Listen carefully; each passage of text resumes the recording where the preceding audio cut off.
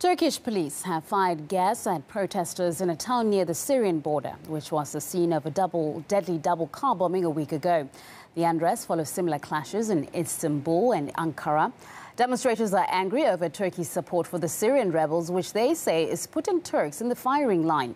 Let's speak now with journalist Emmanuel Ochsenreiter, who's covered the Syrian crisis extensively. Mr. Ochsenreiter, with several deadly cross-border incidents claiming Turkish lives recently, surely Ankara has the right to take action to prevent a spillover of the Syrian conflict. Well, Turkey has not just the right, it has the obligation to prevent the spillover.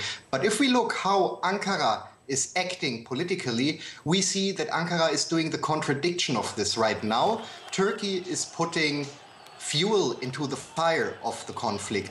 And when now the Turkish demonstrators, the Turkish people is upset because of what is happening on the Turkish side, it's their full right. Because it's like to, let me say, to invite a fire starter into your house because you want to send him later to your neighbors, and then you wonder that the fire starter starts putting fire on your own house. We have to see that Turkey has a 900-kilometer long border to Syria, and we have to see that Turkey doesn't do anything to prevent terrorists and mercenaries crossing the border from Turkey to Syria. In contradiction, Turkey even supports those terrorists. There are training camps,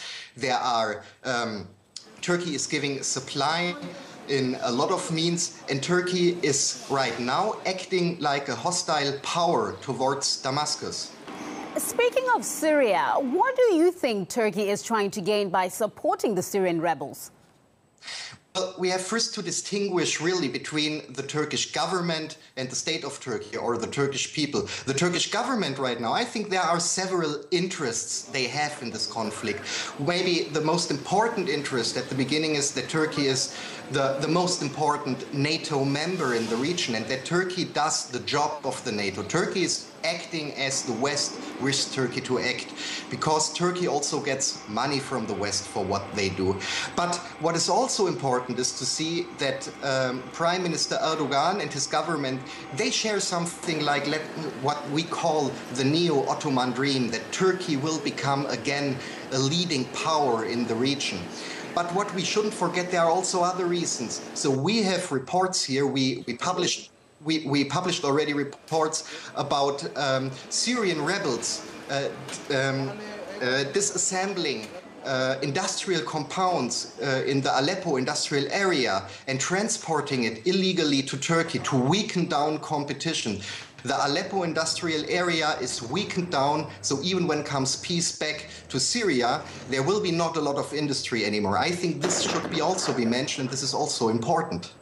Radical elements have been gaining popularity among the Syrian opposition recently. Now, how's foreign support for the rebels affecting extremists? We should finally stop right now to distinguish the rebels in nice rebels and in bad rebels. To say, oh, there are radical elements, but there are also the nice elements, the democratic and the liberal elements. The FSA, the so-called more moderate rebels, claimed a couple of times in the past that they consider the jihadists from the al-Nusra front, the Al-Qaeda troops, as their comrades in the fight against Damascus. So if the West tells us now, or Turkey says, we support the moderate rebels, it's not true, because nobody can assure that a gun comes from the hand of a so-called moderate rebel in the hand of a so-called extremist rebel. I think we should stop to distinguish finally, because this is a big lie. So then I guess the question beckons, does Turkey support peace through diplomacy? I mean, it's voiced some opposition to the upcoming international conference on Syria, saying it will simply buy Assad more time. Well, first of all, it is not up to Turkey to decide who is governing Syria and if there's a President Assad or not. It's the question, it just refers to the Syrian people.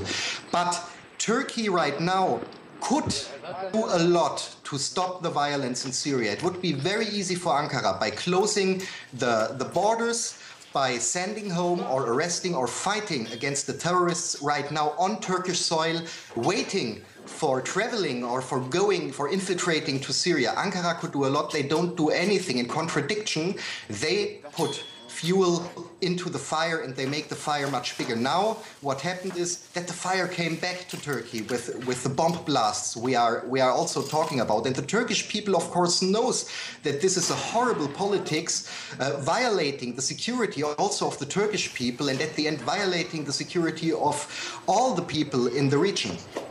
Live from Berlin, there was a journalist, Manuel Ochsenreiter, who's covered the Syrian crisis extensively and sharing his thoughts with us.